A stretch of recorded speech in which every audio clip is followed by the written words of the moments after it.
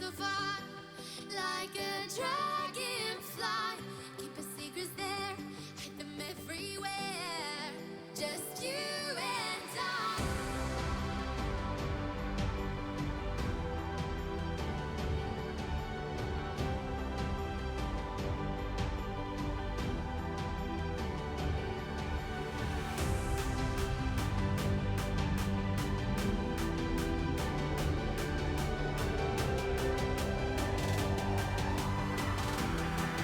Just you and I.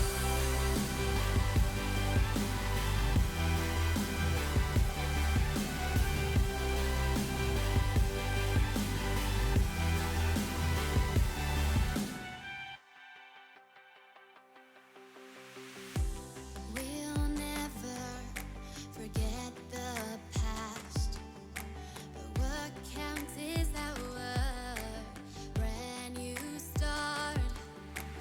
Even if it hurts me or I get scared, just come take this risk now. We'll be prepared. Trying to find our place in this world. Reaching for the stars, traveling so far, like a dragonfly. Keep your secrets there, hide them everywhere. Just you and I.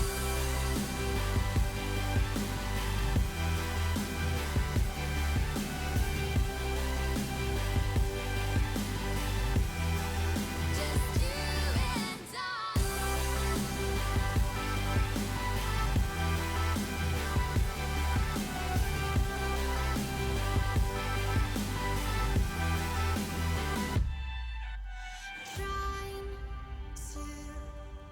to find our place in this world.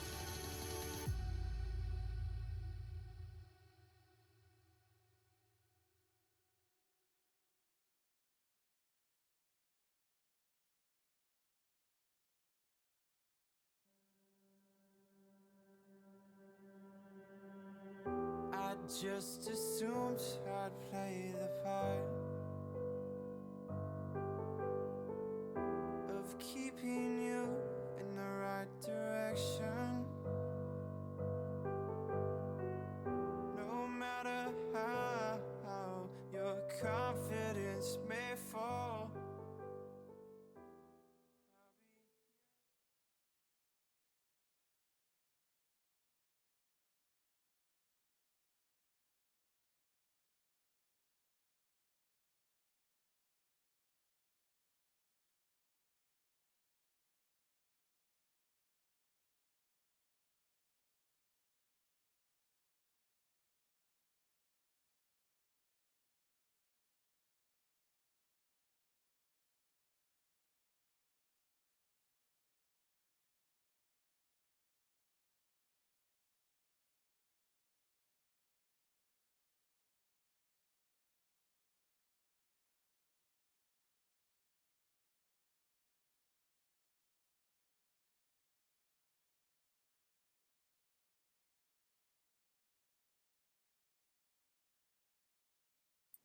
What is up, ladies and gentlemen? My name is Connor Vagel, and we are getting ready to get into game here. And let's go ahead and jump on in here. Give me just a second, get everything set up, and then we'll switch on over.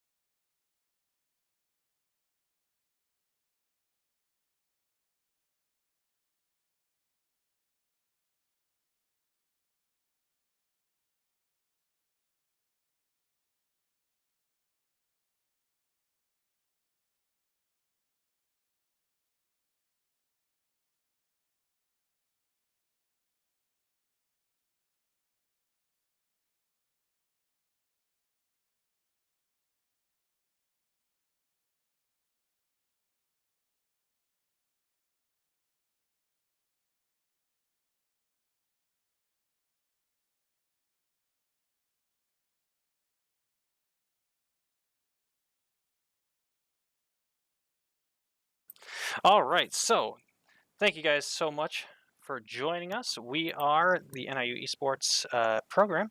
We're getting ready to have NIU versus Bowling Green here in the first match of the Esports Collegiate Competition for this 2022 school year. I am joined today by Michael, Michael1221 Astorino, and we're getting ready to jump on into game here.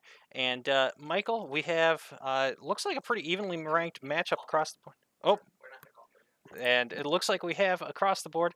Give it just a second, though, as there we go. And Michael is joining us now. So, Michael, looks like we got a pretty evenly matched match across the board. How are you feeling about this one today? I have to say, I'm pretty excited. We've got a new season, some new champions, new items. It seems like we've got some even ranks this time against Bowling Green. So, I think we're in for a fun one today. Yeah, and here we go.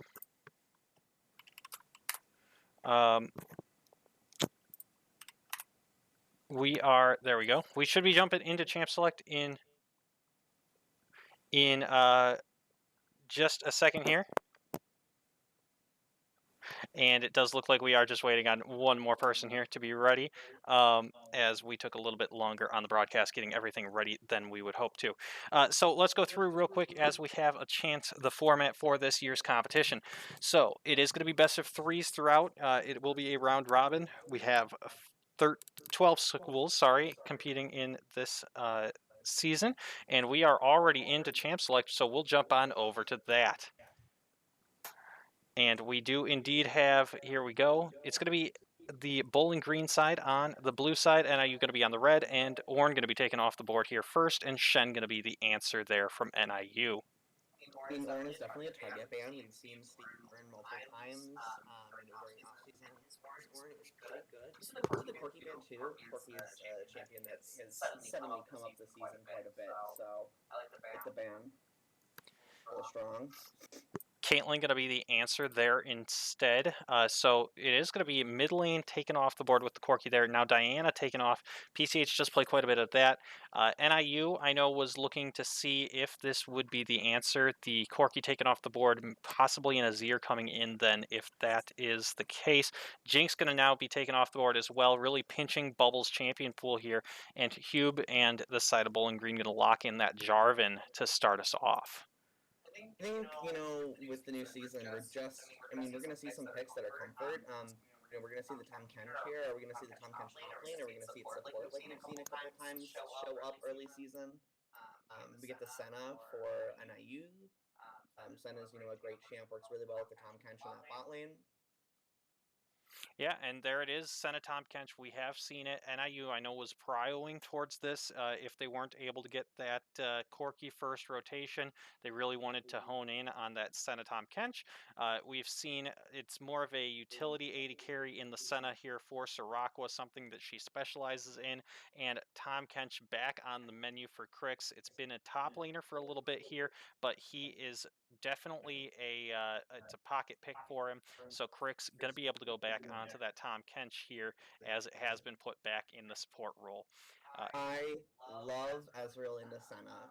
As someone who played a lot of bot lane myself, Ezreal's my favorite pick. Ezreal Rakan. I don't like the Rakan with the Ezreal only because if you're playing Ezreal into Senna Tom Kench, you're just trying to stay away. You're just trying to hold the lane. You don't really want to give Tom Kench able to roam. You don't want Senna to be able to farm. And Rakan is a little up front for something like a Tom does really well into melee supports. But either Rakan or the Rek'Sai for NIU. Rek'Sai, another one that got a little buff this season, so I imagine a bit more a really good jungle, maybe assassin. Yeah, I think you're going to see something along the lines of a bruiser. We have seen PCH kind of prio into this more recently. It's been a pick that he's liked to pick into the bruiser. NIU definitely getting some comfort picks throughout this.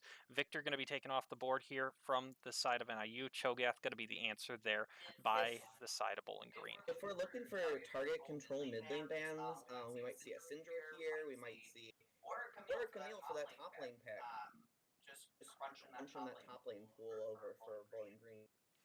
Yeah, and NIU also having to answer that set going to be taken off the board. So where will NIU go? Will it be the mid lane or will it be the top lane here? I think top lane might be the safe pick since you kind of know where you want to go with that mid lane, and or you can give the counter pick there.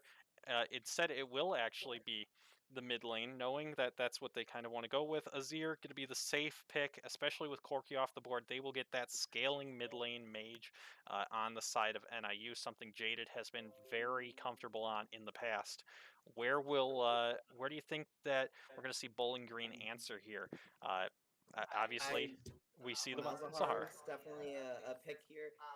It's kind of interesting to see these two comps. Oh, and Ari instead. Ari, a champ that we didn't get to see too much of last season.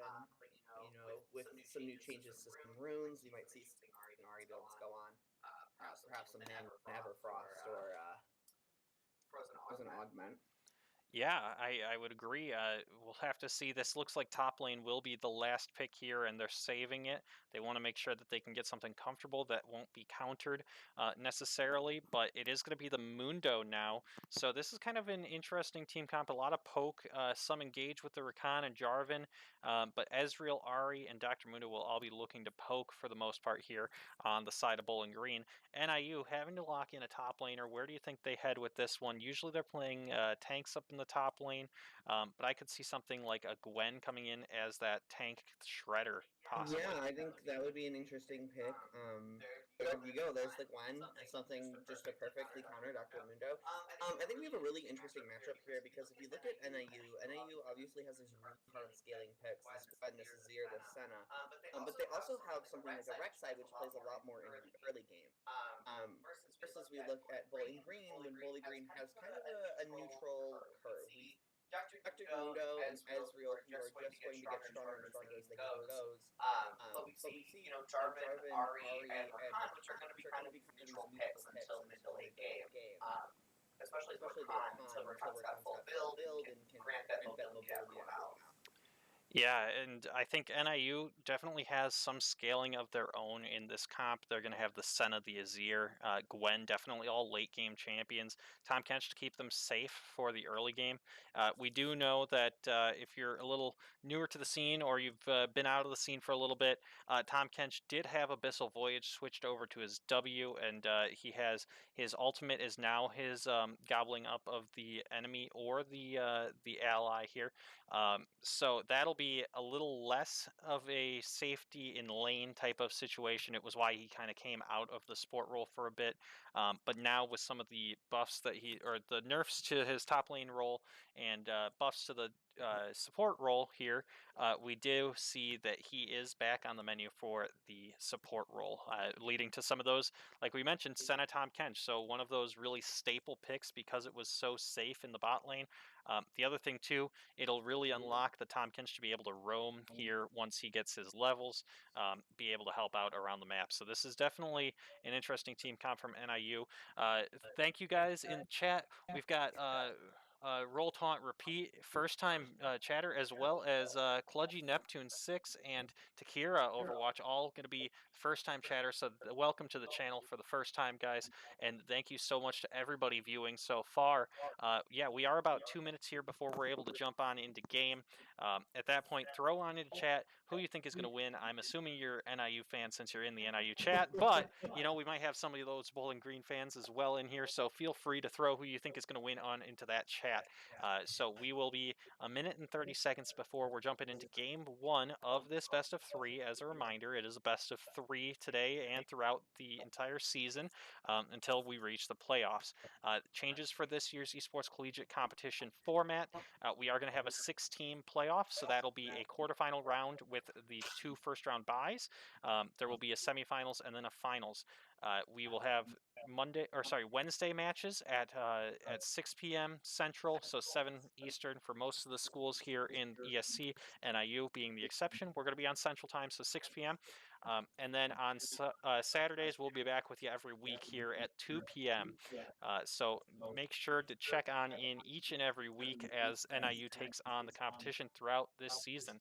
Additional things that we've got going on here at NIU Esports, we just opened our brand new esports arena that we are broadcasting live from here in Altgeld Hall. If you are an NIU student or staff member, feel free to check out the space from noon to 10 every day of the week. We are open for open play. Additionally, we have our esports career lecture series that's going on Tuesday nights at 6 p.m. And sign up on our website to attend that. It is free, but you do need to sign up to attend. And finally, Overwatch. It has their esports collegiate competitions.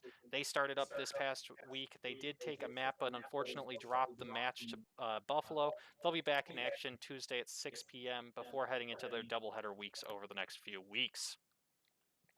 All right, all of that is out of the way. We've got the business end of it out of the way. Now we get to go into the fun part. We've got our match coming up here in just a second. Let me take a step back until we're loaded in, and then we will jump on into game.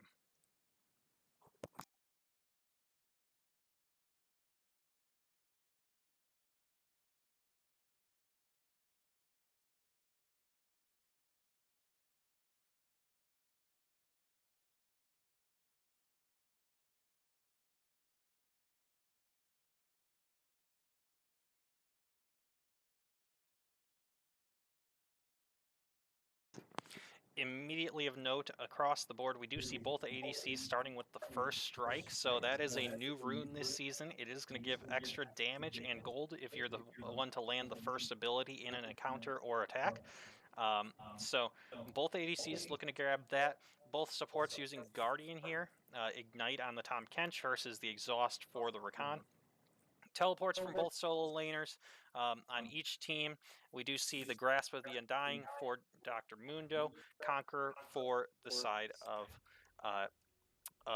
the Gwen here. All right, we are into game. Looks like standard starts across the board. Actually, we are seeing that Senna is going to be starting with that support item, and Crix is going to be the one with the attack damage, or sorry, with the Doran's item here to start us off. So already some interesting starts to this. I love that. Along with the first strike, we're gonna see this scaled pretty fast with the support item, getting all this extra gold from just being able to poke the side of Bowling Green. And I mean, it's the same for the Ezreal with that first strike. We're seeing Ezreal with that Q. Ezreal's just going to be able to hit you from wherever Ezreal wants. So you're going to be getting this extra rain, this extra damage, and extra gold in the end. And it really come down to how fast this Ezreal can CS and keep up with the Senna's gold. Because of this passive gold the Senna's going to be getting. Yeah, and so it will be very interesting. It is going to be also Ezreal starting with the tiers, so not going to have necessarily the combat stats in his starting item, but will have extra mana and able to stack that very early on in this game. An ability thrown out there in the mid lane. Jaded going to be able to dodge away from that, and we'll just see the standard 5-point start for both teams here. Does look like Bowling Green going to start with a leash down on the bot side, whereas NIU will go leashless for the Rek'Sai up on the red, the top side of the map. So both teams starting their junglers on their reds. I love to see the side of NIU going leashless here. I think it's great to get Gwen in lane early and get that prio on that CS. And with that Ezreal, I think tier is also just a great pick. Ooh, we're seeing quite a little skirmish down here. Ezreal taking a lot more damage than he would hope to. Ezreal having to burn the flash on that one. Tongue Lash into the Senna Q there, able to grab quite a bit of damage. And yeah, Bubble having to burst his flash there, and will not have that for the next 5 minutes. So NIU definitely takes an early lead down in the bot lane. Junglers looking to just clear their buffs and move on through. Looks like Rek'Sai may take an early prio towards a bot lane gank, especially with Ezreal not having flash. With the level 1, he doesn't have his Essence Flux available to him, so he can't necessarily dash away from one of these engages. And already some poke coming out from Steven Meister on towards Hube here. Yeah, in this top lane, Gwen getting into lane first. Gwen hit level 2 and now level 3 before Mundo here. So we're just going to see this Gwen poke on Mundo and get that, extra damage that Gwen does. Yeah, indeed. Showing us how tanky Mundo really is. Gonna take a turret shot though, but now the flash coming in from Hube is gonna be traded back here as Jarvan is in the top side. That's gonna be Ignite though, and it is gonna be first blood going over towards NIU. that is going to be traded back, as Grizzly was there to make sure that that was a trade kill. Assist will go over as well towards Mundo, so gold stays relatively even, but NIU does manage to grab first blood there with the Ignite coming in from Stevenmeister. Yeah, I mean, Steven Meister obviously was a little overextended there, getting hit by the turret. Didn't really have the vision to support him there. However, it was a really great pickup to get the Mundo kill and first blood. The buffs getting traded back over to Jarvan are a little unfortunate. His cooldowns. However, that Mundo now takes a negative in teleport because he teleported back up to lane. So we're seeing an overall, I'd say, advantage for lane, and this Ben here has outcry. I would definitely agree with that one. We also see, while the farm is going to be a little bit in favor of Bowling Green here in the bot lane, we do see that NIU's bot lane is doing the fasting Senna strategy, so it will mean that this Tahm Kench is going to be unlocked a little bit earlier. You saw Rek'Sai come on down towards the bot side, not able to grab anything, just did clear out a ward and back off. Jarvan now hovering, so won't be a gank towards the bot side. Yeah, like you mentioned, though, teleport having to be used by Mundo, not answered by Stevenmeister on the Gwen, so we will see the advantage there towards NIU in that matchup. Now, Jarvan is just going to hover here. Doesn't look like he'll go in for the gank. Rek'Sai not going to be there to answer, so NIU's bot lane will go ahead and just back on off of that one and take the safe play. First Drake going to be Infernal, and that one's going to be spawning in 17 seconds, as you see up on your screen. Currently, if we're gonna look at CS, it's kind of unfortunate that Steve didn't respond to the teleport there, because now we're looking at Steve being at half the CS that Mundo is. Looking at this 36 to 19 difference. The jungle for NIU and the mid are both ahead by quite a bit. And obviously in the bot lane, we're going to see NIU's side always be at lower CS, but because we're going with that fastest build, we're getting this extra gold, and it's okay to forfeit quite a bit of CS. Yeah, and with Steve's CS up in the top lane, we do have to mention that he did have quite a big wave stacking in towards his turret, so he was able to clear that out and keep it still about a full wave down, but is able to get some of that back at least. So we'll see if he's able to continue trading on out with this one. Teleport now going to be used by Jaded, getting back to lane, able to grab the lost chapter, so he will definitely have the lane advantage here until Ahri backs at the very least. Big chunk of damage, though, going up on the top lane.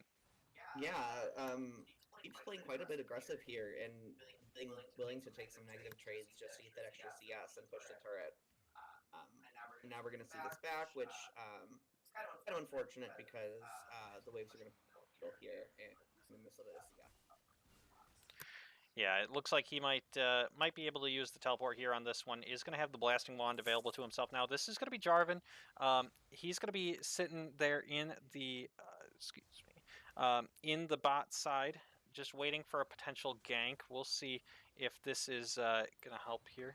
Let's try that for you.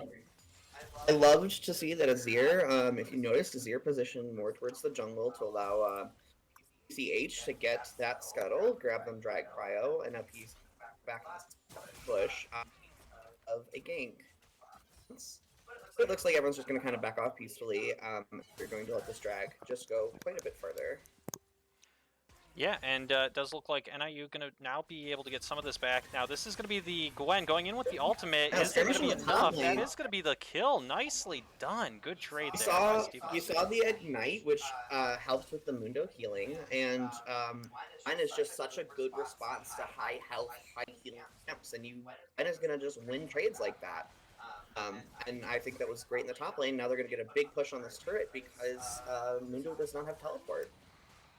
Yeah, and one, maybe two plates. Yeah, there's the one, and so we could potentially see a second one, but this is just going to be continued trading on down towards the bot side as we do see the stun there does not land. Grizzly is going to hover down towards the bot side once again. They are very wary of this Senna Tahm Kench getting any sort of advantage here, and that's going to be We're the gonna look flash into this game forward. here. Or sorry, just the dash forward there from Ezreal. Now it's going to be the nice stun. Flashes do come out. Nice Abyssal Voyage, though, able to knock up the Jarvan before he can land his full combo, and that'll mean that although Siracqua did have to use her flash, Jarvan burned one as well, and that is overall a even trade in the bot lane there. I mean, that's what you're looking at. You're playing Tom Senna. It's going to be so difficult at any point to gank you. So much safety. You've got the CS from the Senna, or the CC from Senna, and you just walk away from fights. Even if you're playing a Jarvan, you burn one flash, but you just walk away. You've got the range, you've got the safety, you've got the heat. Yeah, and looking at it right now, you would imagine that if Bowling Green knew that they kind of had the advantage here on the bot side, they would have gone for this Drake, but instead, all that the fact that they weren't able to kill off the Senna and Tahm Kench meant that Rek'Sai was able to go in towards the top side jungle of Bowling Green and steal both the buff and the Gromp there. So major advantage over towards the Rek'Sai here. PCH, not only that, but we're looking at this Rift, which might not even get tested, although we do see this Azir positioning up in case. And it looks like he's going to have to back off because Mundo did respond. Yep, looks like they are going to go ahead and back off of this one. Bowling Green rotating 4 people over, so it will be NIU. They decide that they're going to have to just give this one up, and that's fine. We're going to see NIU speed down to this Drake and hopefully take this Infernal in response. Obviously, Infernal giving them an overall long-term advantage. Yep, it does look like that's going to be the choice here to at least take this Scuttle Crab. They may not start this Drake necessarily as Jarvan's already there. They are going to be able to clear out the vision, though.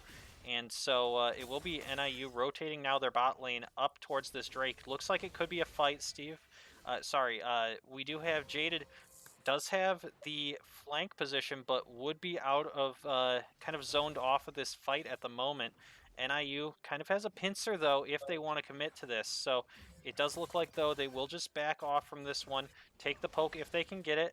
Blue buff donated over towards the Azir, and so we'll see if NIU commits to this fight. They are going to go ahead, take some damage on towards the Rakan, but he's just going to be able to dash out. Charm going to miss there from PR. Now there is going to be the Rek'Sai using her tunnel forward. PCH going to find a little bit of poke on a Grizzly, but will decide not to engage any further than that, and so NIU will just back away, take the bot lane, possibly gank here, as we do see that Tahm Kench is positioned for an engage here, but we are going to watch the top lane fight as we go. Rek'Sai going to back off instead. Jarvan going to also answer with a ward of his own in the Dragon Pit, and so NIU will just elect to back off, and overall will stay at a 2-1 lead, and the long fight will go over towards Bowling Green since they were the ones to get the objective. I think, in Champ Select we saw, we're just going to be playing for this whole game a very long game, just to see whoever plays first, because whoever engages first normally is going to find themselves, we're going to see the Jarvan ult bot lane, getting out with Tahm Kench. The shield hopefully going to get sent out. Yep. With just quite a bit of poke. Tahm Kench maybe going in for a bubble here. He is going to miss the Tongue Lash, though. Now going to have to use the Thick Skin.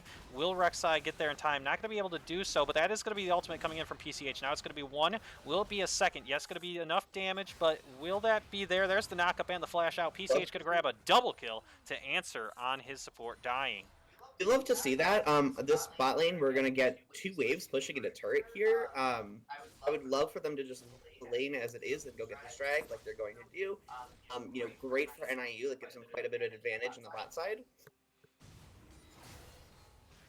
Yeah, and they are going to grab the Infernal Drake. Sorry, chat. I'm noticing that we had a little bit of mic issues on Michael's mic here, so we'll get that sorted in between matches. Hopefully, you're hearing him a little bit better. I did turn him up there some. Jaded able to grab the plates. First Dragon going to go over towards the side of NIU. 4-2 the kills, and Infernal in the pockets of NIU. They have about a 1.6k gold lead, and it does look like they might be looking for an engage on towards the mid lane here. Crix was positioned, but the seeking Q there did not find anything from PCH, so it will just mean that he will back away. He's going to take a little bit of poke on towards Steve Meister, but will take a turret shot. Actually able to get quite a bit of poke, but now we do see the Rift Maker finished off for the side of Steve here. So we'll see if he's able to take advantage of that. Down in CS, but only a Haunting Guise and a Bammy Cinder available for the Mundo. Yeah, we saw Mundo get 2 plates there, which was a little unfortunate for Steve, but Steve now with the Riftmaker just getting the sustain to stay in lane. So hopefully we can see NIU come back from that and just stay in the top lane for the rest of the game. Yeah, and Steve able to use his ultimate there, just gets quite a bit of damage on towards the Mundo. Mundo gonna know that that we do have the Rek'Sai there, as she is gonna clear out one of the wards. Now Mundo might stick around for a little bit, and that is going to be Rift Herald placed down in the mid lane. Won't be able to grab this full turret, but may get a couple of plates off of it, as it does look like NIU won't be able to stop the charge. Will be cleared out, though, by Jaded on that Azir. Overall, if we check the gold here, it is pretty darn even across the board. NIU having a slight gold lead actually in each of the lanes, about a 400 gold lead everywhere, except for on the ADCs where they're down about 1400, but that can be made up for by the 1000 that Tom Kench is up on the Rakan. Now we continue looking, already some heal cut there with the Oblivion Orb for the side of Gwen, so able to just cut some of that healing that Mundo's going to try to get there with his kit.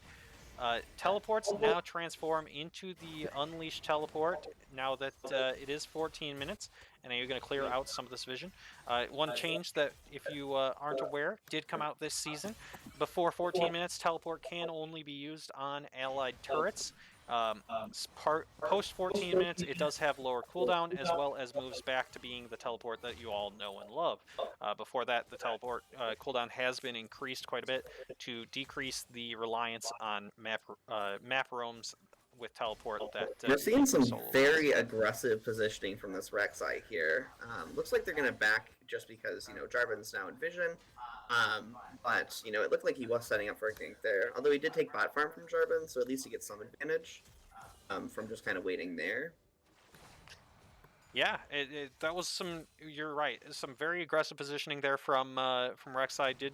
Was able to take the Krugs there, or the Raptors camp, I should say, of the Jarvan. So building up quite the farm lead. Already able to get the Mythic. That's the Prowler's Claw. So we thought we might see the Bruiser Rek'Sai. That's typically what we've been seeing in some of these games. But now, with the Gwen being able to be a bit more of a Bruiser build, we are seeing Rek'Sai go towards this more aggressive assassination style build here with the Prowler's Claw. Yeah, I mean, to be honest, looking at the side of Bowling Green, we're seeing the Mundo, and that's about all of the damage absorption they're going to have, you know, a little bit from Jarvan.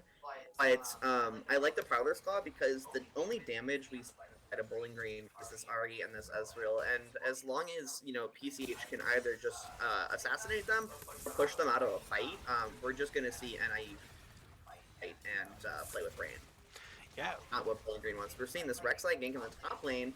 That is going to be a lot of damage, though, turned away by the Mundo, but not able to get the kill on towards Rek'Sai, just barely able to survive. Sorry to interrupt. Oh, the healing from PCH going through. He might survive. Oh, wow. Look at that. The healing group he did, and with like less than 10 HP. Yeah, it was definitely a big fight there for him. We do see that the turret now going to go down in the top lane, and you're going to grab the first one on towards Gwen. Does look like the positioning for this second Drake, it will be the Cloud Drake, will be had by the side of Bowling Green. And I able to do. Did you? I don't know if you noticed this. Did you see the Jarvan flash there? Jarvan accidentally put his flag on the side behind in NIU's bot lane and had to flash over the wall in case bot lane. Unfortunately. Oh.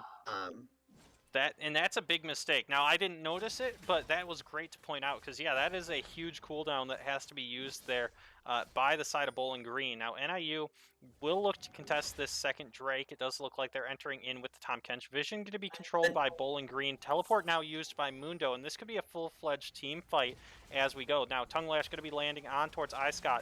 That's going to be the dive in towards the back. Cataclysm That's used an by the aggressive Jarvan. teleport That's a from big Mundo. one, though, but now going to be turned around. NIU going to be able to grab 2. That's going to be Gwen getting 2. And Jaded going to grab his own 3rd, and now PCH is on a killing spree. That's 4 for nothing in favor of NIU, and that is just a clean dragon fight, able to get around the Cataclysm placed by Jarvan and kill him off very quickly.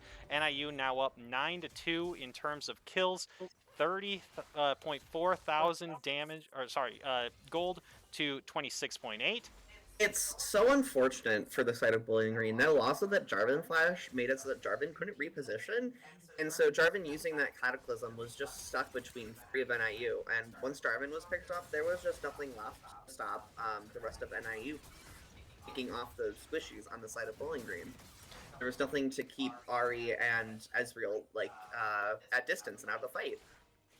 Yeah, and with that, now Tom Kench able to just continue pushing this bot lane while the rest of NIU roamed up. They're going to grab the second Rift Herald here, so they'll have a Rift Herald of their own. One thing to note is that there is going to be the objective bounties on the side of NIU's objectives here. So that's another new addition for Season 12. So now that Bowling Green is behind a certain amount of gold, they will get additional gold, just like a takedown bounty. They will have that on objectives as well. So very controversial type of decision for Season 12. Has led to a lot of comebacks here in the professional pro play scene. But we will see if NIU is able to hold off despite having this large gold lead. They are going to be a lot of poke on towards Pior, and that charm is just going to deter NIU from going any further. And actually, that's going to have to be the stun there as well used. The Everfrost, my apologies, missed the name of the item for a second there. But yeah, going to be able to just dodge away from that one. And this is a very, very stacked Gwen and Rek'Sai, both sitting with at least a 300 gold bounty on their heads, and with at least 6 kill participation, at least a 6 KDA each. So very strong at this point in the game. It's going to be quite hard for Bowling Green, even with the bounty and whatnot, to kind of come back from this, because they've put themselves in a really unfortunate position. Because not only is Gwen and Rek'Sai so far ahead, but you're looking at this Azir and you're looking at the Senna and you're saying to yourself, well, how is Bowling Green going to walk up to these turrets and take these objectives when we've got these long-range threats that are perfectly safe? It's so hard for Bowling Green to do anything to respond to this Azir now, and they're just going to poke turrets and slowly take them. Like we're seeing here in the lane, this Ari walks up and is going to die because Rek'Sai walks up, and they can't respond. Bowling Green just can't respond to the Senna and this Tom Kench. I do want to give props to PCH, though, on that play. That was a really nice usage of his ultimate, as well as when the Ari looked like she had gotten out of that one with the flash and her ultimate, and instead PCH able to follow it up with a really nice Q just to do the last bit of damage. Now that will be a big chunk of this bot tier 2 turret able to be taken with that Rift Herald. NIU will elect to then just back away using the Senna speed up from her camouflage. They'll be able to get away from this one, and we'll just take that kill, get out, and have a 5,500 gold lead here at 21 minutes into this contest. Yeah, and we saw that now we've got objective control in the bot lane, and this Gwen is now split pushing, and it's this Mundo can't respond to this Gwen. So their options are they either send the whole team after this Gwen to hopefully get the kill, or they have to give up space bot lane. Yeah, and Hube is now just on clearing duty, and that's actually iScott having to use his dash away. Not really in much danger of dying there, but Steve Meister very very high level compared to the support there of the Rakan. Now Ezreal has hit a bit of a power spike, does have his Divine Sunder as well as his Manamune all the way stacked up, but Senna already sitting on her full Kraken Slayer as well as Boots of Swiftness, and Tom Kench has his his mythic item as well as his plated steel caps, so he's getting very tanky at this point in the game too. A minute left before the next Drake spawns. That's going to be the Mountain Drake, as you see. So this will be the Mountain Soul. NIU in firm position to be able to take that and put themselves on Soul Point. Already going to be walking over and taking up some vision control in the Dragon Pit area here. This is huge for NIU because if NIU can secure this and put themselves on Dragon Soul, that eliminates one of the major comeback options for Bowling Green, which is responding to Soul with Baron. They don't have that luxury now because NIU will just take Baron or Soul regardless, and Bowling Green has to either split up, which will end up resulting in them totally losing, or respond to a team fight, which is absolutely not what they want to do. So it comes down to what are they willing to give up to try to come back for this? Do they think that we're looking at the skirmish, Skorako getting dropped low, but able to get out of that one though, which was very good of her. Like, she was able to grab that one, and they split their focus, and now this is just Bowling Green seemingly on two different pages as they're going to get just torn apart here in the fight. They went ahead and split off of Siraqua and then went towards the towards Jaded instead. Jaded able to use his Emperor's Divide just to make sure that they weren't able to follow up, and then that was just NIU biding their time, finding their rotations, and now grabbing the 2 kills and running on over towards Baron. This is going to be uncontested for absolutely sure. That's Senna for you. It's so hard, even if you're playing a champ like Jarvan or a champ like Ahri, these great strong engages, it's so hard to chase after a Senna because Senna has, movement speed, she's got a root, she's got her ult, she's got all this healing, and she plays at such far range. The response with the Azir, so easy to grab her peel, and Bowling Green there a little overcommitted to this weird skirmish. Did see Bowling Green respond with the dragon, which is about the only objective they can really take now with safety. NIU got this Baron, but now they're just going to push this top lane. And Jarvan just going to get found out here by the Tahm Kench. Going to Abyssal Voyage right on top. Tongue Lash is going to get the stun. And now, for the BM, he's going to use his ultimate, spit him out, and he says, "Get in my belly." And there is a 1-1-7 Tahm Kench. Now he just look at that. He uses a full rotation on from the Ahri and takes about, what, not even a third of his health bar. This is the problem with Tahm Kench getting fed. And now there's the Abyssal Voyage on towards the Ahri. This could be a stun, potentially. Not able to land it. We'll just Tahm go ahead Kench and going walk away. for just the absolute engage here. Hoping to stall, get the Senna and Azir there. And you're looking at Tahm Kench, and I'm thinking, who is this Pyke with, a bajillion health? Exactly. And now they're just going to be able to, with this Baron buff, take this next objective. Jaded will get hit by that Ezreal ultimate, and Flash actually going to have to come out from Tahm Kench here. He is just going to use Thick Skin, and while that's happening, Gwen is able to grab the bot lane tier 2 turret, but NIU will lose their support. From Senna, though. Okay. NIU will lose their support in that one, but now they're just going to go ahead and continue this siege on towards the mid lane. There's Gwen able to grab the slow. Baron Wave pushing top 2 and respond to this, and they can just hold Bowling Green. So they get this mid tower, they've got waves pushing top, and they can just hold Bowling Green. Bowling Green has to respond now to 2, maybe 3 waves, depending on when this end goes. It's so hard for them because they have to split their resources. Yeah, it is just going to be a little bit behind there for the side of Bowling Green. NIU going to be able to just continue to siege. They'll grab all 3 outer turrets, and now it is just the inhibitor turrets that are left up for them to take. NIU completely tearing through this game. Now up 10,000 gold in 26 minutes. This game is has rapidly spiraled out of control, and at this point it is out of control for Bowling Green. NIU just going to have to hold this one, not give up any objective bounties, and they should have it, but we won't call them out before they do end this game. Like you mentioned, because NIU did trade for the Baron, they will not have that soul point available to them right now. 2 minutes and 20 seconds until they have that opportunity to put themselves on soul point. Instead, they will just continue to push. There will be 3 members in the mid lane, 1 member towards the bot lane.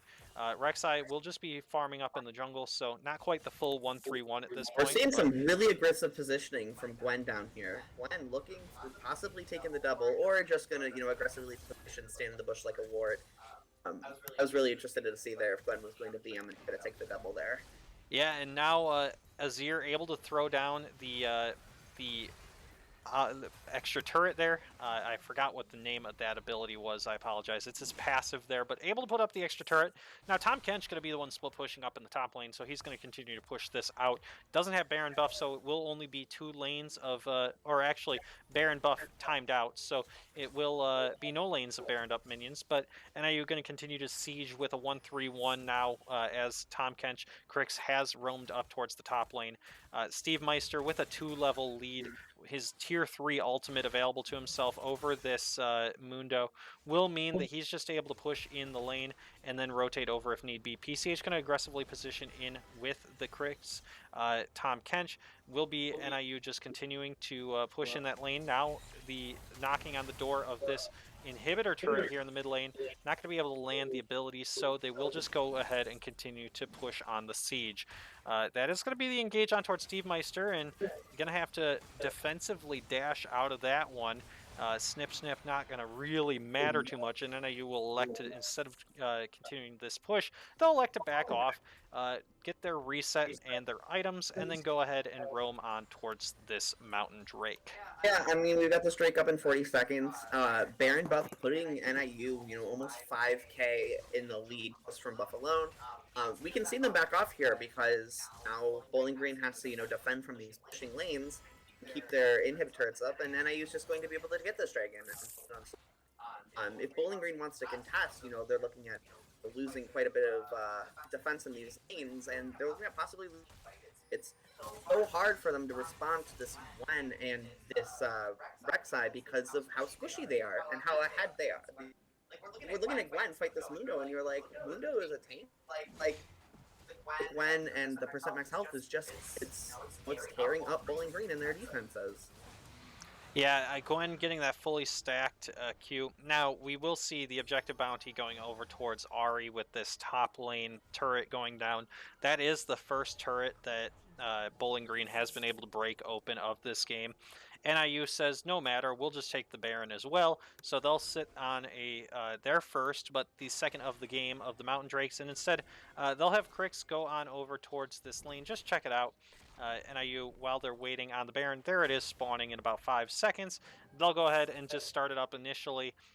It will mean that Bowling Green needs to answer this if they want to, in a desperation play. Steve Meister going to sit back behind. This is not the position from Bowling Green you want to be in. You have no vision control, and you have to walk into a Senna and an Azir. There's just no way that Bowling Green effectively respond. Look at Tom Kench going in for the engage. Yep. Jarvan looking for the counter engage, picking off the Senna. You can't keep on the Senna. Oh, the charm from the Ahri, though. Turning this fight around. And a nice flash there from PR, able to get away from this one, but Jaded going to be there instead. And now going to be gobbled up by the Tom Kench. And it is going to be the just shredding by both of the Azir and the Tom Kench. Now going to be Steve Meister just following it up here and able to grab the entire health bar of the Dr. Mundo. It is going to not be a clean fight. It'll be a one-person lost here. The Senna is going to go down earlier in this one for the side of NIU, but they will have the teleport available for themselves. They'll take this bot lane tier 3. They'll take the inhibitor, and they will almost certainly take the game. They're going to go ahead and roam on over towards the mid lane, but with those death timers timing out, they may have to back away from this one. I will give it to Bowling Green for that fight because, they're so far behind, and they were in a really unfortunate position there. And the fact that they even managed to take the Senna, and now, NIU, instead of pushing and trying to take a second team fight, is just going to play the safer play and back off with this Baron. But Bowling Green did manage to pick off the Senna, specifically their jungler, Grizzly there, worked really well with its Cataclysm, and it's just unfortunate that they're so far behind and that fight didn't get to mean what they hoped it would. Jarvan going to engage here onto PCH. That's going to be a lot of damage on towards the Rek'Sai, but he's going to go invisible for a second and going to be able to use the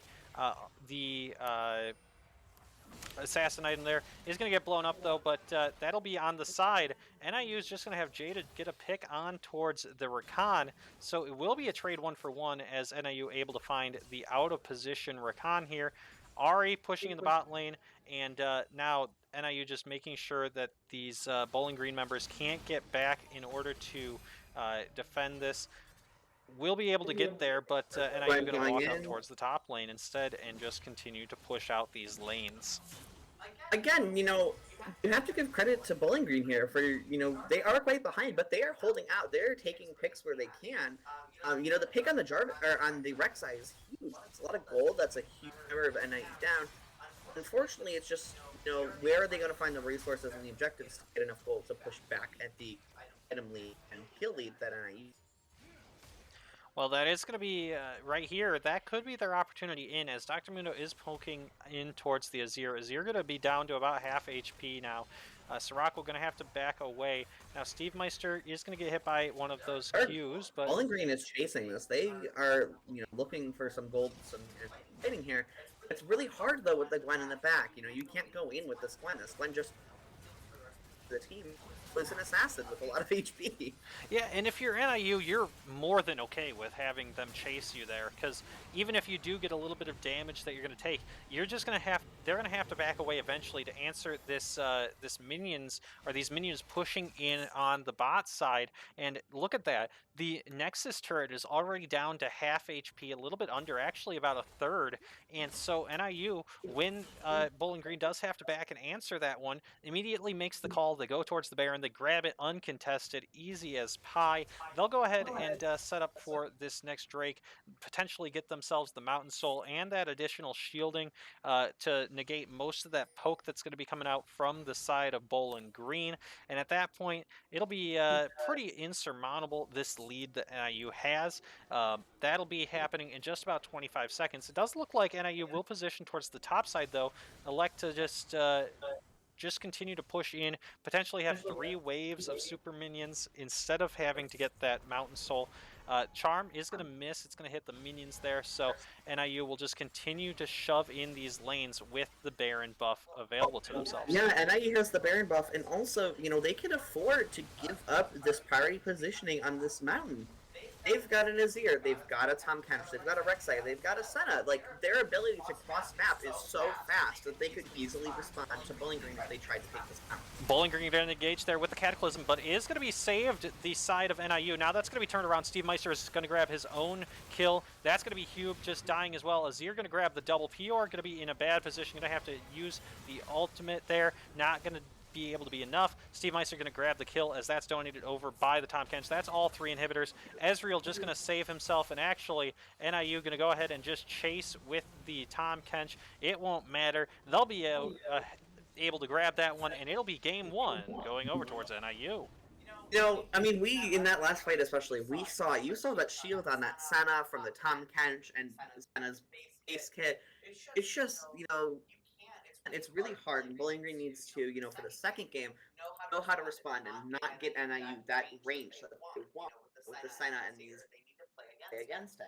This game, they unfortunately lost to that really long range ability for NIU to play really far away. Yeah, I mean, NIU just able to use their range to their advantage. They'll be able to grab that first game. We'll go ahead and we'll step away for just a second as we jump into game 2 in a couple minutes here.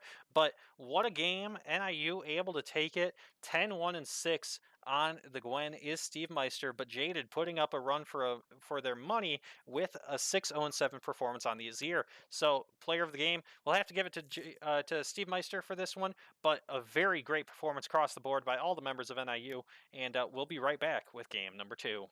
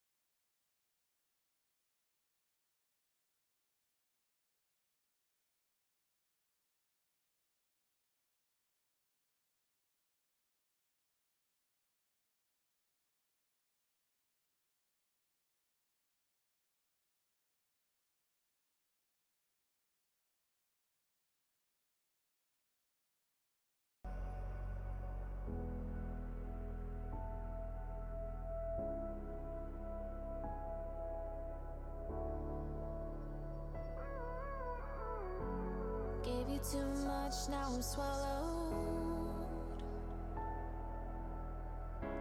Now I'm the fool while you're breaking rules. Dangerous path that I follow. Oh, go on, just do what you do. And it hurts as I bleed for you, cry for you. Let me bleed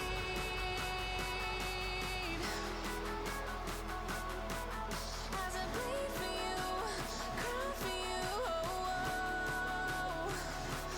Let me bleed. Let me bleed.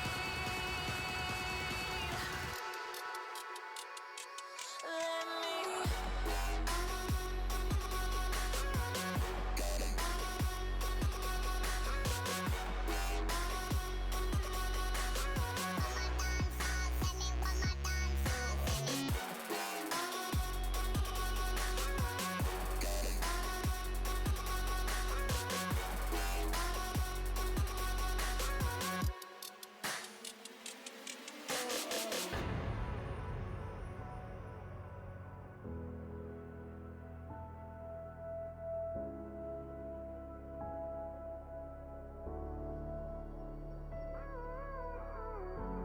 All of the pain seems to follow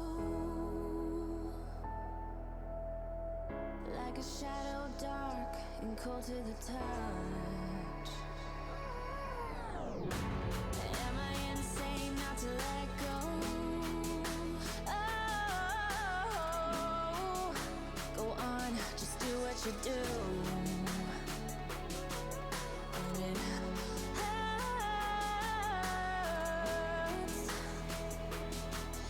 as I bleed for you, cry for you. Let me bleed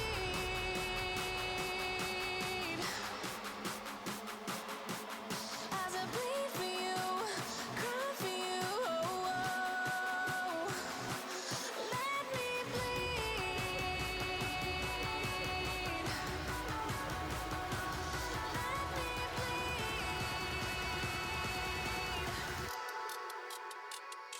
Let me.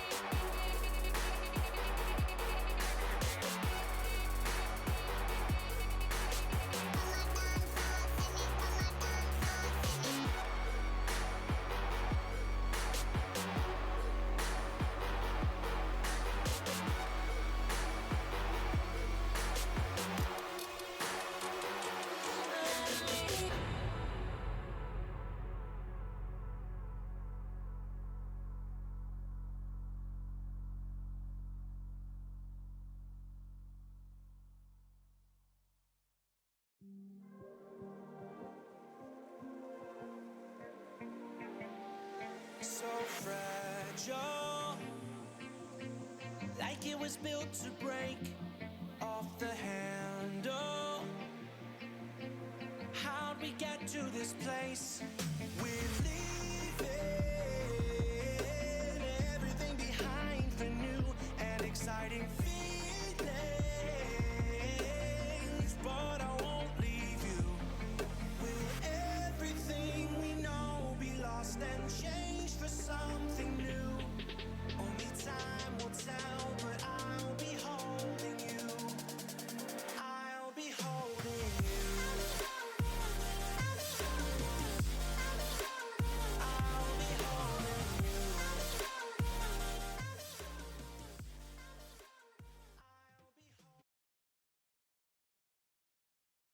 All right, everybody, we're back and about to get into Champ Select for game number 2. Michael will be joining us very shortly, but we will be ready to go here in just a second. So let's go ahead. Oh, there you go. All right, so we are going to go ahead and get into Champ Select here in just a second. Let me go ahead, let them know, and then we do see that NIU is going to go ahead and go on over towards the blue side this time, so we will see side selection change just a bit for this game number 2. How fast can we see Gwen? Let's see. I don't think I'm hearing you quite yet, Michael. Let's see. Hear me now? Yep, now we can hear you. There we go. All right. How fast do we see Gwenband? That's going to be the question. And NIU going to go ahead and take off the Caitlyn on this first one. So that'll be what we go ahead and see taken off the board to start. Tom Kench, I think that's a great band against Cricket. Obviously, we saw his Tom Kench is excellent.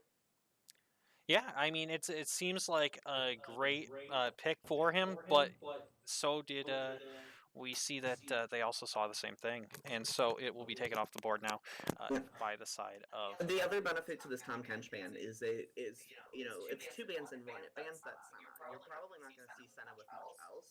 I mean, we could see Senna with a less priority pick, like a Thrush or something, but I would find that a little odd.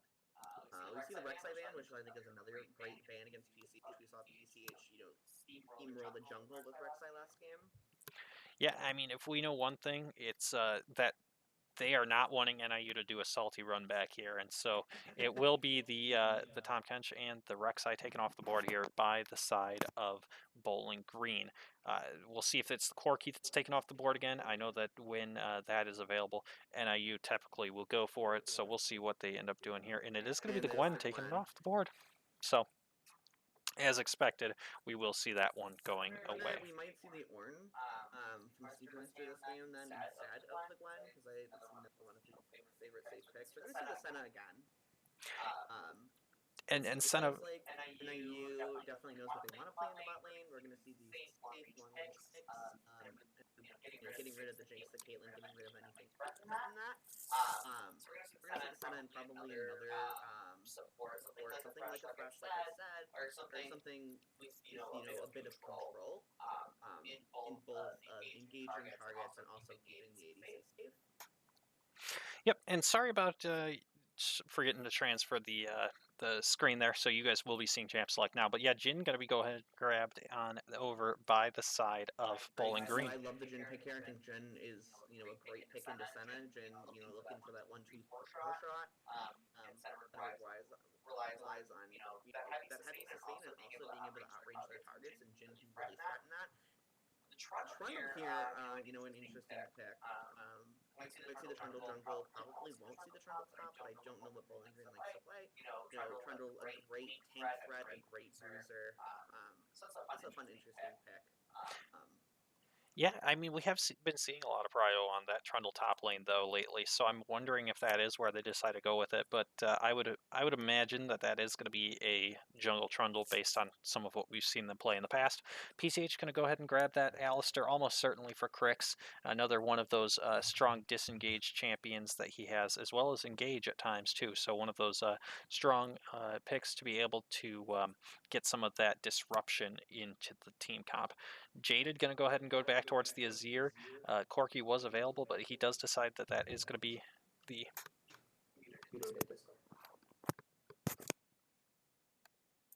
Sorry about that, a quick little technical issue. Okay, there we go. So yeah, going to be able to go ahead and take that one on the board. But now Akali going to be the pick up for the side of Bowling Green here. So we'll see where they want to go with that one. Akali is certainly an interesting pick here because you have to play Akali really well for Akali to manage to threaten Azir and Senna. But if you can play a good Akali, then that is a great pick into Azir because Azir cannot get Akali off of him. Let's see. So yeah, we're seeing in chat that we're double hearing Michael. So give me 1 second, guys. Maybe just a little bit turned down, and then we'll go ahead with that. Yeah, that'll work out there, because I believe you're probably coming through my mic as well. But yeah, so the Jarvan going to be taken off the board, Thresh as well by NIU, so really kind of limiting this support tier list that they could potentially go to. Hecarim now going to be taken off the board. with that off the board, that's going to be really a lot of PCH's champs off the board, but he does have a very wide champ pool. One thing that stands out as being still available is the Diana, so we could see that potentially picked up here by the side of NIU. Camille going to be taken off the board as well here later on. Hopefully that's a bit better for you guys. Yeah, I mean, we're looking for a fun one. Alistar, I think, is a fine pick with the Senna. Not my favorite. A little off, but I mean, I think it still gets the job of the support with Senna. Although we're probably going to see a farming Senna this game. I do like the Janna Jhin into that though. Janna is a great counter to Alistar and denies him all of his engage. Looks like we're going to see the Ornn, like I mentioned, start of the game. A comfort pick for Steve. Although Trundle definitely does a really good job of threatening that Ornn. Trundle's great into really tanky champions. And I'm interested to see here what we're running for the jungle for the side of NIU. Yeah, so I guess probably depending on the matchup, we'll see if Grizzly or Hube wants to be the one that grabs this Trundle. It'll probably be whether they have a good counter pick. But Viego, not something that I've seen PCH play a whole lot in competitive play, but it is going to be locked in. So we will see the king of those demon souls. We're going to see the man who commanded the mist. It is Viego coming out here into the match. Viego's a pretty interesting pick. I haven't seen a lot of Viego at the start of this preseason. I think, conceptually, I think Viego's not bad. You've got a lot of good ults to steal from just a lot of people to steal in general. We're going to see that set probably in the top lane. Set another interesting response to the Ornn. I think they go pretty even, but I'm definitely Ornn favorite in that matchup. I don't know what you think. How do you feel, Connor, about that? Yeah, I think Ornn plays well into Set, but Set going to be able to grab some of that tank shredding as we go. I guess you're going to see that the Ornn is going to be dunked in by the Set a little bit, and it is going to empower the Set's ultimate here at times. But we'll see if that is really as impactful as we think it might be. Sometimes it really turns out to be a skill matchup. We'll see how that goes. Ornn being such a comfort pick for Steve, I'm not 100% worried about that lane at this point. But we'll see exactly how NIU wants to play through, as it really is the Viego that's going to be the carry of the three of them. So if you noticed, we've kind of seen that in these first two games, that if you take the top three members of NIU, it's typically two of those three will be a carry, one of them will be a tank. In last game, it was the Rek'Sai and the Gwen was kind of the pseudo tank, but that was because there was a more reserved bot lane. This time, Senna will probably be more of a damage focus, so that they can have that 3 damage champion lineup here. So very interesting to see how this one's all going to be played out.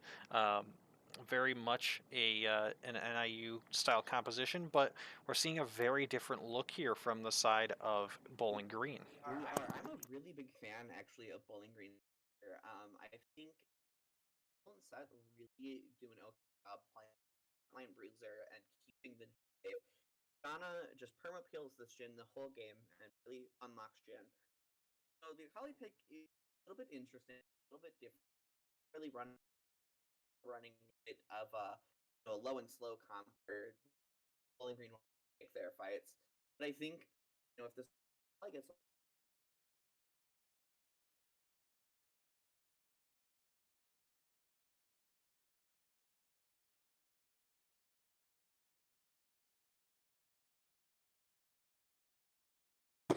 So, at least on my end, we were having Michael cut out a little bit. So we're just trying to get all the audio issues figured out just a tiny bit. So I apologize if we're in and out. Like we mentioned, this is our first time casting from the new arena. So as we're very excited to be here, and we're very happy about all these things. And it is just kind of working out all the kinks in the room, as we do have a broadcast room available to us now. So it is just kind of figuring out what works and what doesn't as well. So hopefully that's a little bit better for you guys. Yeah, that's seeming to be pretty good. We'll see if it ends up being the hearing double, in which case we'll work on that for the long term as well, the possible hearing double as we go. But with that in mind, we should be getting into game here in about 40 seconds. So we will see how this one all plays out. As we mentioned, since this is a best of 3, this game could be the decider if NIU is able to take it and move to 1-0 on the season so far. If NIU does drop this one, we will go to a deciding game 3, and we'll pull out those silver scrapes.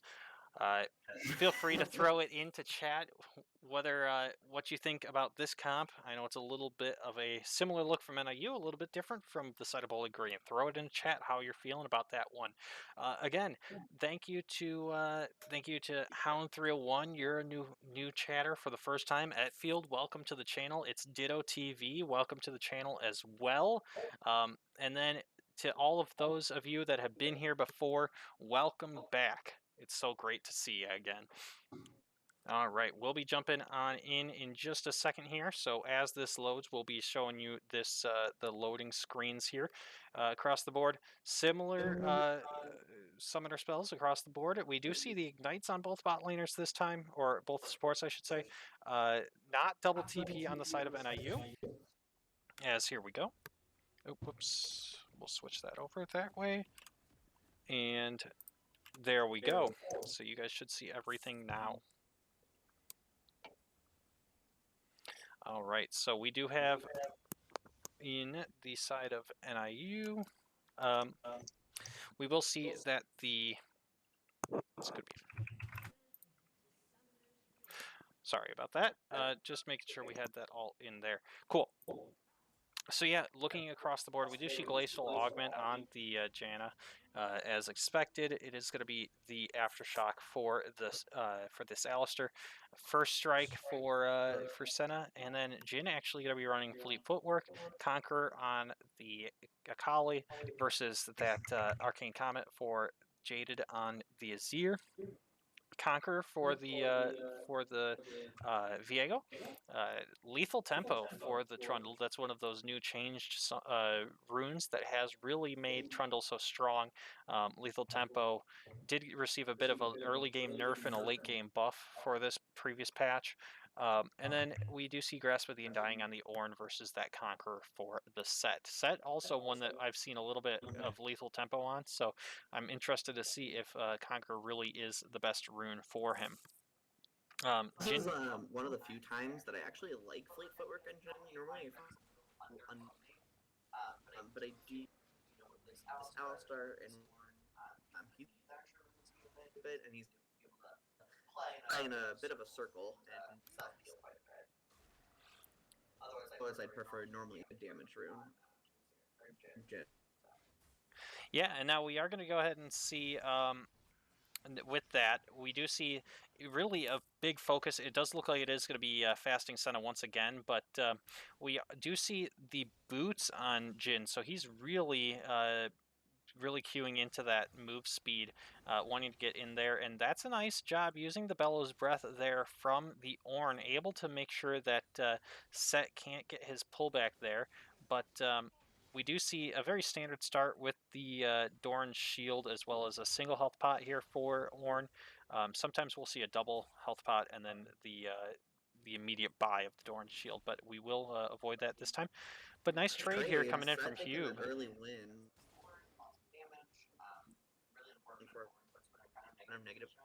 Although you know, this top lane, we're going to see them kind of button heads up until, you know, they get their ults and actual fights. Yeah, and we will see. That's going to be a nice grasp on towards the towards Janna from Soraka, but nice traded back here by the side of Bowling Green. And NIU going to continue to just farm out, and dissimilar to last game, we will see that there's quite a bit of a farm lead on both top and bot lane in favor of the Bowling Green here. So NIU able to grab that one, or sorry, Bowling Green able to grab it this time. Now Set gonna be able to grab the nice trade in towards the Ornn, and Ornn will have to just do his nice little shuffle away. So I'll get away from that one. Yeah, you're getting some aggressive positioning down. Vision. A little hope that But overall, we're getting kind of a very basic.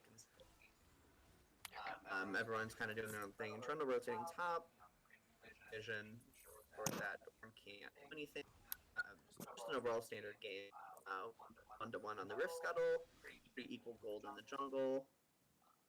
Relatively. Yeah, and now this is going to be Trundle actually going to be able to grab first blood with this one as, nope, it will go over towards the set as that was a really nice gank. The Ornn just getting a little bit too far forward. Now this is going to be the dive forward from Alistair, not able to grab anything. It got nerfed, but it's still considered the optimal build. Interesting. So thank you for that insight. We had the coach jump on into the DMs and just check on that one. So yeah, just responding to that conversation about the build path. It is, he did say it is the optimal build path still. So very good insight to have. Thank you, coach. So looking on through, that was first blood going over towards the Bowling Green side. It will go on to the set, so we'll see how they end up building it out here.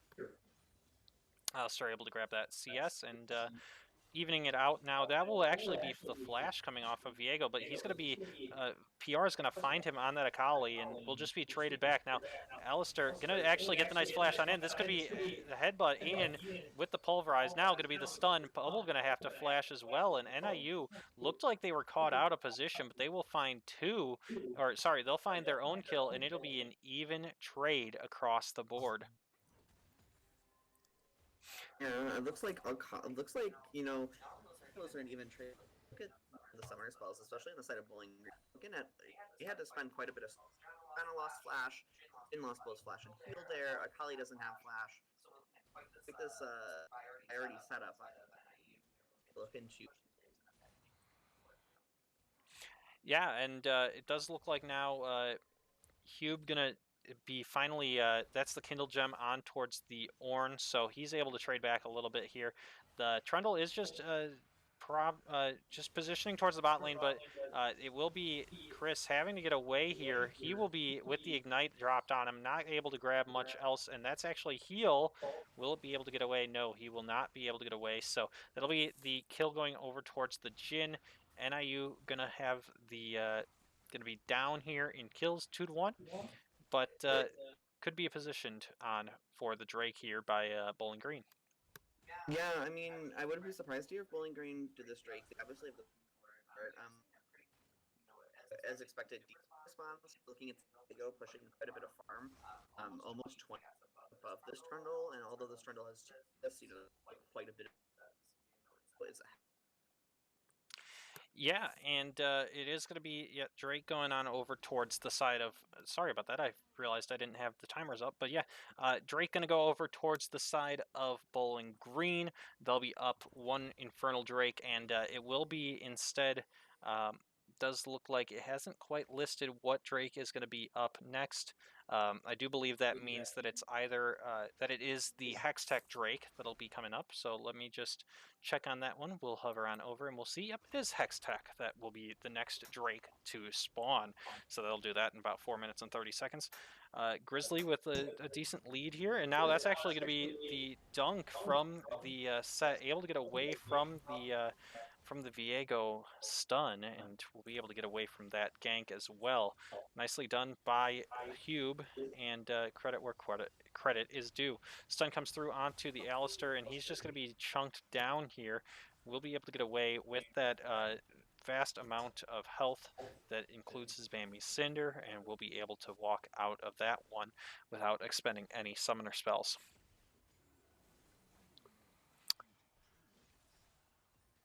Let's see. Now we do see the engage coming in from NIU. They'll take a nice chunk out of the Jhin, but Trundle is here again. Pillar going to be used. A nice flash getting away from that one by Sirakwa here on the Senna. And actually really nicely done. Ooh, not able to grab the dunk with his ultimate is Viego, but now he will take over for Trundle and able to get that one. That's going to be a second kill over towards NIU, and they will take the lead in this game. Really nice usage of the ultimate there from Viego to reposition and to continue to dive on forward and push the fight forward. Already 1-0-2 and participating in all three of the kills. NIU really needed Viego to get ahead, and that is the case. He is definitely getting his gold in his pockets. Yeah, I mean, we're seeing, Sheen and Cage now with this Vegas position. We're great. And, love to see NIU advance. Like, the side of Bowling Green pushed up too far and got, they got greedy for those kills. Definitely would have confirmed those kills, but they just didn't have the vision to back up walking it and trying to get that Alistar.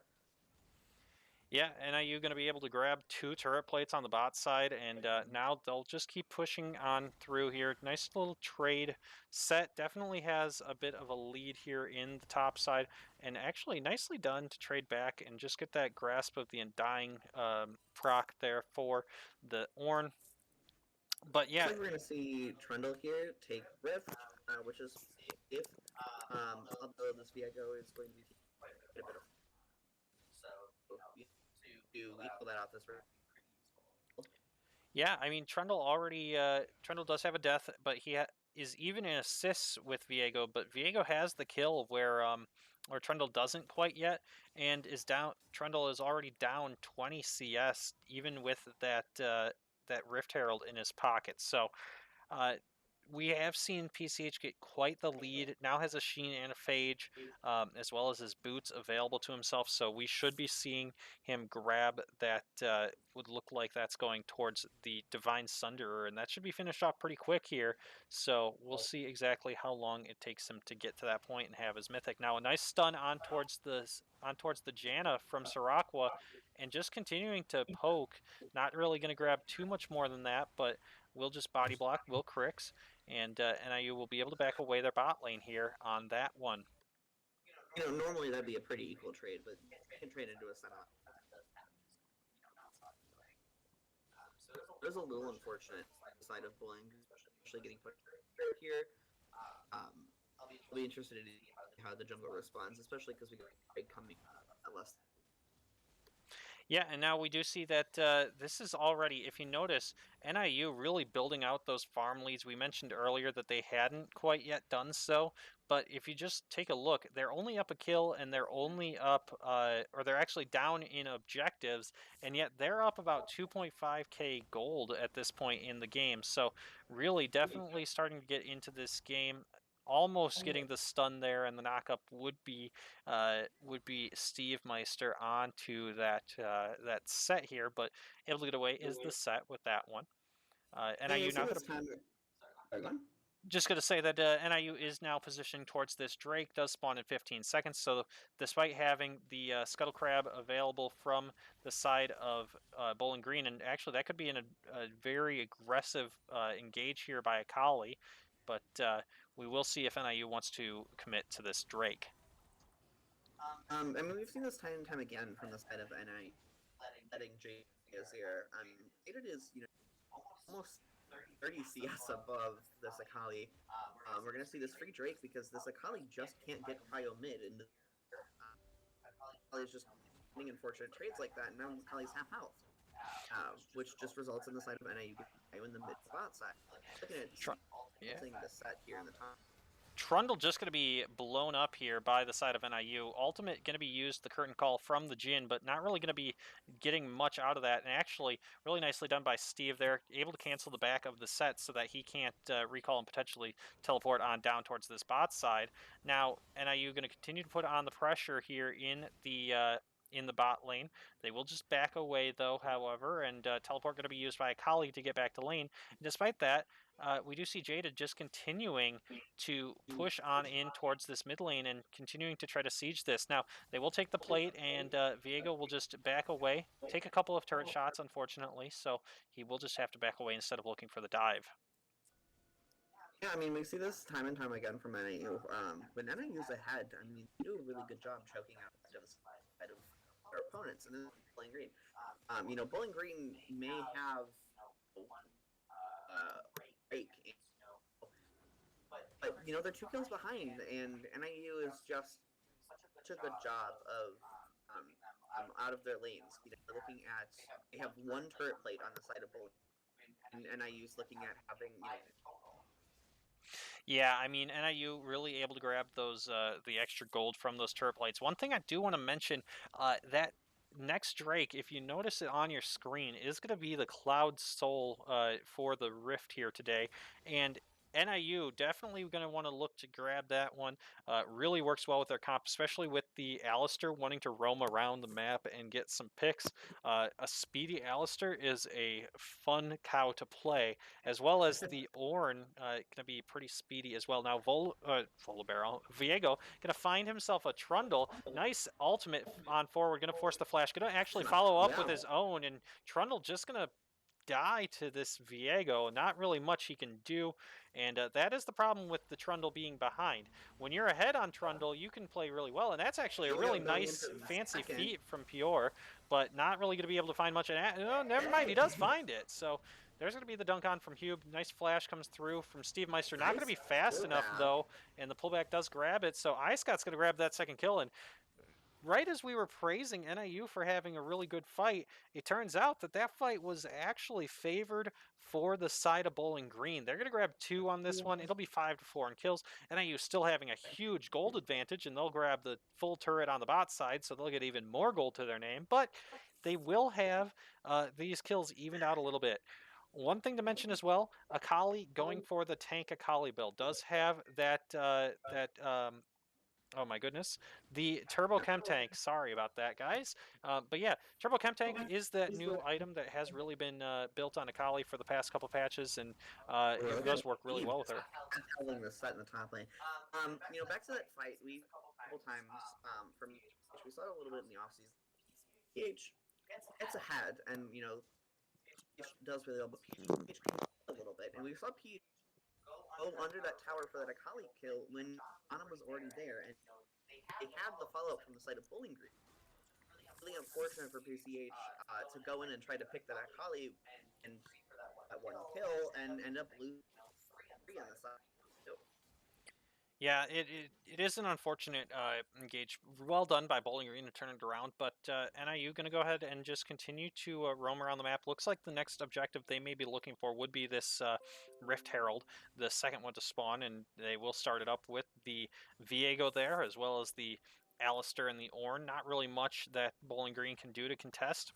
No, they look perfectly set up to take this Rift, and Set's backing top lane. So obviously they don't have vision of this because otherwise Set wouldn't back. Now they're gonna just walk top lane with Rift and Akali is going to find Sirocco. Really nice dash and then flash, though, by Sirocco. Able to get away from the ulting Akali, and Akali going to have to just get away from the Alistair here. So what looked to be a potential easy pick for the side of Bowling Green turns into the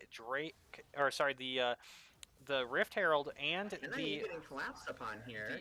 Turret here, but yeah, NIU is getting collapsed upon. Now they're going to go ahead and find that one. That'll be Hube grabbing Sirocco, but there's going to be the Emperor's Divide. That's going to be 1. Now 2, as that Alistair does grab one of them, and it is going to be Azir able to grab a second. Now could be a third. It is going to go over towards Alistair again, so we'll see Crix with the double kill. He'll dash on forward towards this Janna. No, does go away from that one. Not able to land. The Call of the Forge God is Ornn. Now that's going to be the dash forward. Oh, really nice sweep done by Jaded. Able to grab that onto Janna as she was out of position. Now Flash goes away from Bubble, and that is just going to be the attempt to kill Crix, but he is too tanky indeed. Jaded's going to grab his 3rd kill of the fight and the double kill. Now he is 3-0-3. They will grab the Drake, and NIU takes control of this game. Azir, especially does not you get open, you will shuffle, watch you all fall. He will chase and picked off the Jhin. It's your, so much control. It's really hard, get and engage like Bowling on that. Azir can enter the fight with enough distance, safe from picking Akali, just controls what's fully picks off. Now, one thing to note here, Azir was a little too low for this one, so he did have to back off of this Drake. This could very well be the Drake going over towards the side of Bowling Green, and NIU's going to elect to fight for this one. They do decide, with the set trying to zone them off, that they instead will just give over the Drake, and they're going to look to try to re-engage. Now, Alistair will the headbutt pulverize combo, able to grab a big amount of damage. That's going to be PCH grabbing 1. He'll go ahead and just back on off. That'll be the Jaded grabbing a second with the nice combo. Akali going to dash away, but this is going to be Viego following flash forward. Now going to be the second kill. Pior is down, and this will be the attempt towards the Akali and dash forward. Will it be enough? Ult is not available for PCH, so he'll go ahead and back away, but NIU will grab PCH 3 on that one. learning his lesson, not diving Jin under tower. However, that was great play from NIU, turning that around. They lost the Drake, but this time in time, if NIU has the position on a fight, take that Azir, they take that Senna, in this game we've got Alistar and Ornn to just grant them that position, safety, and they can off and fights. They use the range to their advantage. Yeah, exactly. And I mean, looking at it now, we do see that Crix has pushed in this bot lane. He'll take a few turret shots just to make sure that the wave is in a good position. But Hoob not able to grab that pullback. Now, Trundle is going to just go ahead and chomp on forward. Now he'll go ahead and walk away. Curtain Call does enter here, and PCH going to dodge 1, going to dodge 2, but not going to... Actually is able to get out. Pulled back from the set, but doesn't matter. That's the Emperor's Divide coming out from the Azir. Doesn't matter. NIU going to get a double kill on towards the PCH Viego, and they will continue to chase. Akali going to just be slowed down by Steve Meister on this Ornn. Now, nice ult there from Viego. Won't be enough. That's going to be the dash forward. Headbutt Pulverize and tanking the turret is going to be the Alistar here. My apologies. And that's going to be the kill. PCH will grab a second and a third and a fourth, and that'll be 17-7 in favor of NIU are the kills. Akali never able to really join that fight, and now NIU building up to a 9k gold lead 20 minutes into this game. And if last game was quick, this game is quicker. It's just unfortunate to see, PCH really, even though, PCH can play a little BM, really does have the skill to follow. He does take those kills and get ahead and really well. Even as teleport, they're going to set their position in that lane and not be able to. We've got this Alistar sitting behind them though. He doesn't have a lot of health. It looks like they're going to engage here. And there's Alistar. He's going to be dunked away, so he's actually just going to get shut down by the Trundle here. So that was a little bit of a risky play. NIU not able to get it. Oh, what a Shurima shuffle there by Jaded. Now that's going to be a triple kill. Could he grab the Penta here? PCH going to go ahead and speed up. They're not going to be able to give this one over towards the Azir, but that's okay because NIU is going to grab 3 here. Oh, will they be able to grab the 4th? Not able to grab the 4th, but Trundle will be just chased out of this one. Not going to be able to contest the bot lane push.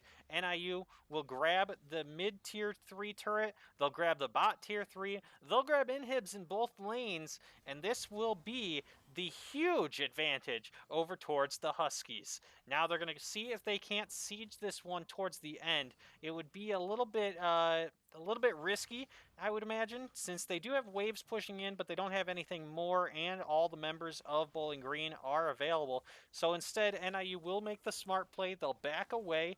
They'll go ahead, and Trundle will actually chase them out of this one.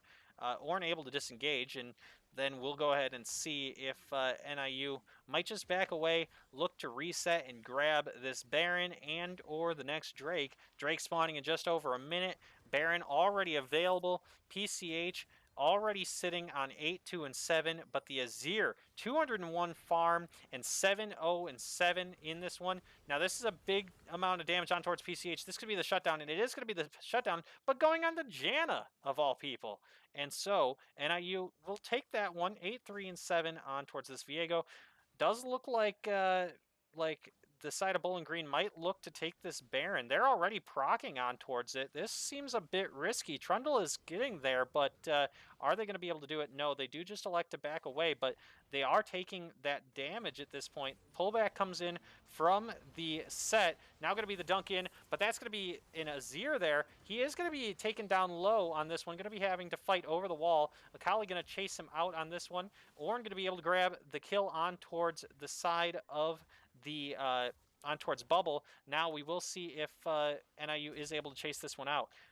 Steve able to just knock them around, and instead it looked like it might have been the favorable fight in favor of Bowling Green. NIU instead will take that one. Akali's going to back. They're going to try to take this Baron, but that is already an inhibitor or a Nexus turret down and all the way down. It was low, but now it's all the way down. It's down to half health on the other one, so really a great fight from NIU. NIU is not here to play. And, you know, we see this time and time again.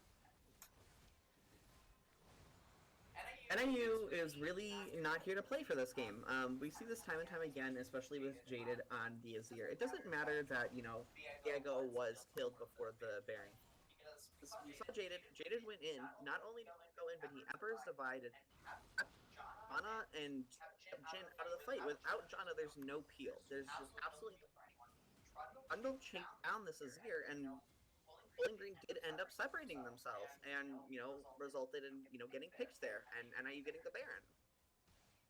Yeah, NIU able to get the Baron, able to grab one of the Nexus turrets off of it, just making sure that that fight continues. They have the advantage, and now they're going to look to engage again on towards PR. PR going to be able to get away just enough. Demonic Embrace is going to be the next item here from the side of Akali, but look at that. Grizzly already down to 66% health, down to 50% health, and he didn't even walk into the wave. He just gets poked out by the Azir. Nothing more that Azir can do. Nice stun coming through from Crix, able to just zone off the set from the wave. This will be already down to half health, and that's the full turret. NIU able to grab that one. Unfortunate Shurima shuffle there one. From Ornn. But that's going to be the Call of the Forge God. Misses everything, so Ultimate's all missing here. But NIU, it doesn't matter. They're going to grab one on towards PR. They're just going to zone away, and Hube is going to die on the side lane to Sirakwa. Now it's going to be the Trundle dying as well. No, he'll stay alive in his fountain, but that'll be the game. NIU will take it, and they'll take the series 2-0. NIU, we've got the Baron buff minion from Ornn. We've got the Emperor's Divide, the Jin off the team. NIU just took the fight and took the access. Yeah, stick around for just a minute, guys. We'll try to grab one of these guys for an interview. Until then, we'll be right back with the post-game analysis. NIU takes it 2-0 in 2 dominant games, but we will be back in just a minute, hopefully with an interview from one of the players of this series. So give us just a minute, and we will be back.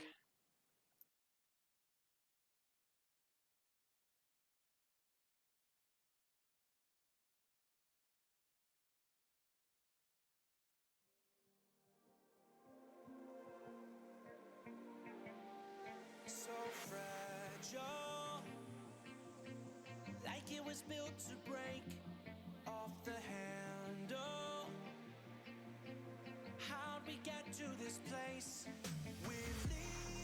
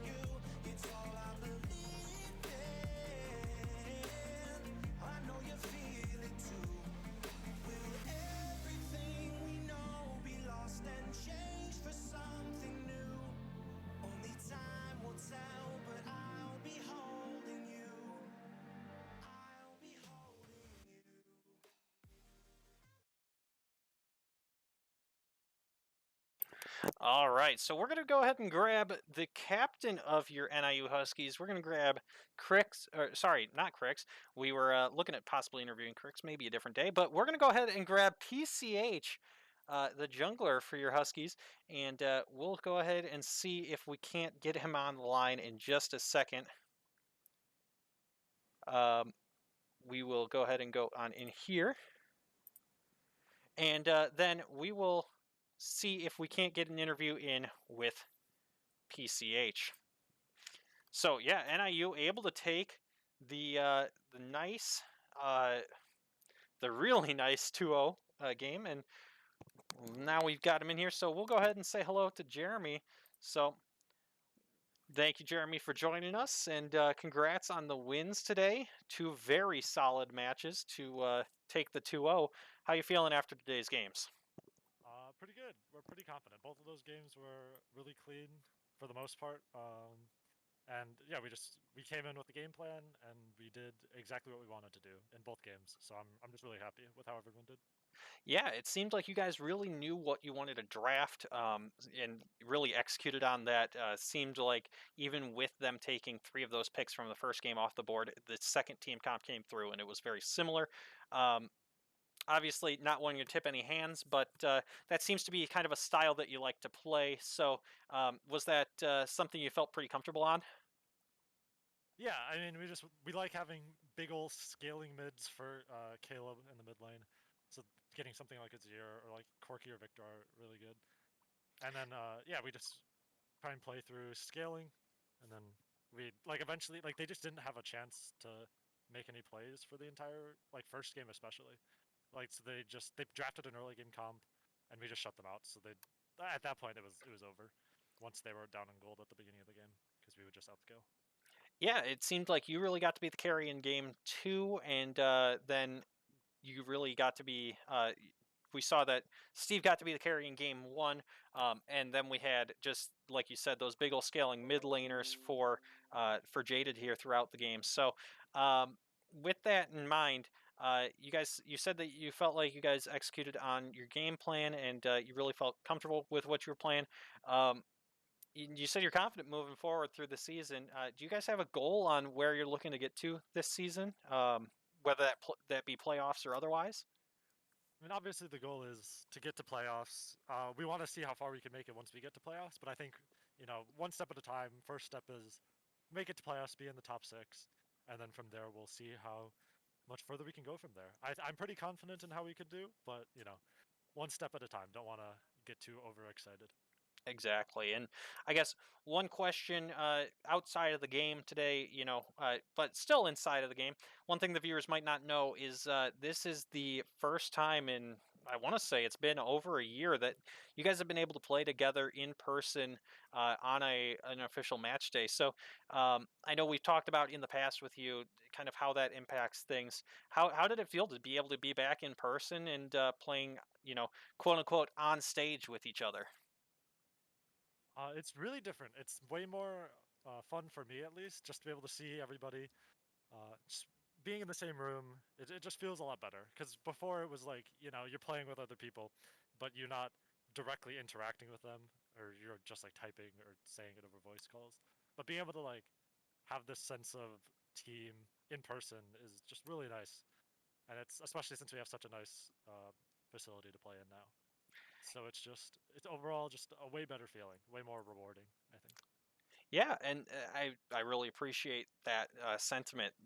It's something that being there, each day and able to see that you guys, whether you're in practice or in play or anything, I feel that kind of sense of camaraderie that you guys share.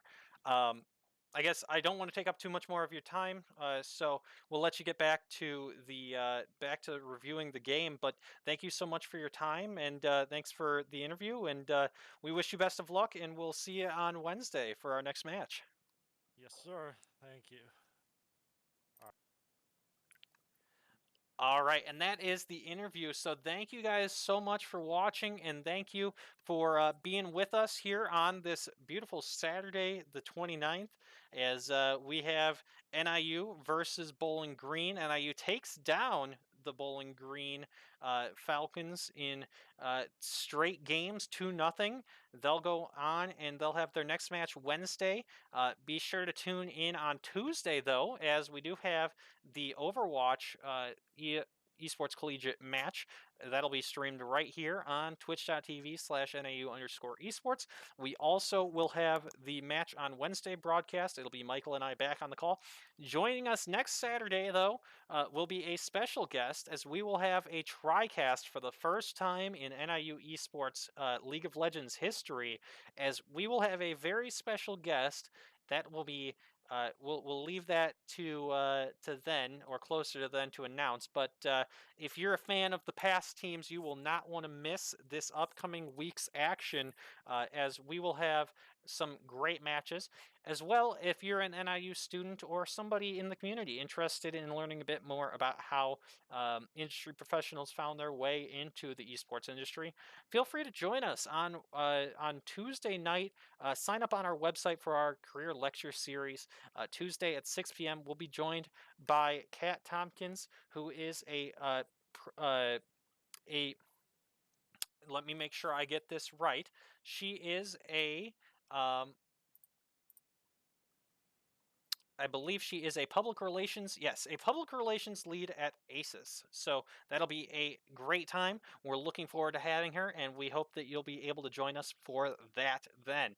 Otherwise, feel free to join us on the channel at any point over the next few days or weeks as we continue to stream very regularly throughout this season. We'll have a bunch more things to share with you throughout the semester, and if you're on campus and you're interested in stopping by the NIU Esports Arena, it is open now officially, noon to 10 every day of the week. So stop on by. If the doors are open, so feel free to stop on by and check it out. Other than that, we wish you a happy Saturday. Enjoy the rest of your weekend, and we'll see you later on in the week.